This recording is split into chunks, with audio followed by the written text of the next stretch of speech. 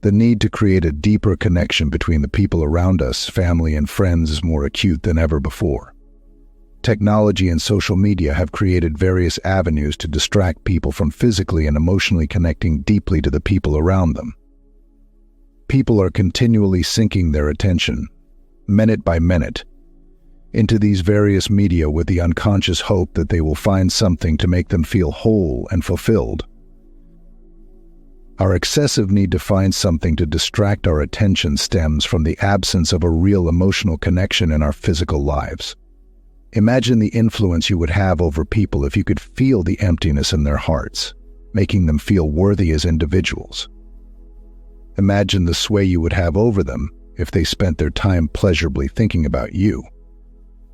That is the essence of a long-lasting friendship and persuasion, just like the power Madame de Pompadour had over King Louis XV, a mistress having control over the king's heart and inevitably having control over key decisions in France until her death in 1764. This power is within your ability to develop. There are various ways in which this quality can be cultivated. One of the ways we are going to look at is having an undefensible or open attitude toward yourself and toward people. Let's look at the following scenario in the course of a conversation. Someone may intentionally or unintentionally say something that triggers a negative emotional feeling in us. Those who are aggressive react angrily, yelling at the other person, asking them to take back what they said, and then blaming their reaction on this or that. Other individuals that are not very aggressive become moody and sulky on the inside. Their self-esteem withers away. Holding on to this feeling, they become passive-aggressive in an attempt to protect themselves. People unconsciously build psychological walls that shield them from these negative emotional experiences. These walls then create in them a closed, constricting attitude in their interaction with people. They develop a hardened and defensive mood.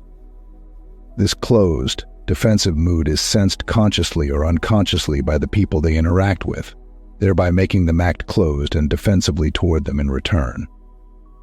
They desire to attract people and create an emotional bond between them, but instead they repel people without knowing how or why. Let's look at an undefensible, open attitude, the opposite of a defensive, closed attitude. By being undefensible and open in interactions and conversations with people, you turn the whole dynamic around. You are at ease around people, graceful and confident. Your mannerism with people is cool and nonchalant. This will infect them, lowering their resistance. Your open, unrestrained attitude will infect people's minds, exhibiting the lightness of spirit. Nothing bothers you, you take nothing personally. Your relaxed manner creates a like feeling in people. All the little paranoid thoughts about their insecurities vanish in your presence. Our anxieties, doubts, worries, and pretentious thoughts about ourselves and our abilities are the root causes of a defensive, closed attitude. When these factors are triggered in us, we react negatively. We suddenly become a different person. It is as if there is something inside of us that exerts control over us beyond our will. To begin the process of developing this undefensible quality, you have to first admit your inadequacies. Admit that you are not always in a positive emotional state. Admit that your relationship with the people around you is not as you want it to be. The next step is to dig below the surface of your anxieties and try to see the source of them. Try and see events in your past, down to your childhood, where a series of experiences have accumulated to create this pattern of reaction in you. Analyze these events as much as you can. For instance, what your parents or caregiver did to you or didn't give you, disappointments that resulted in a particular emotional feeling in you. Accept these events that have occurred in your life.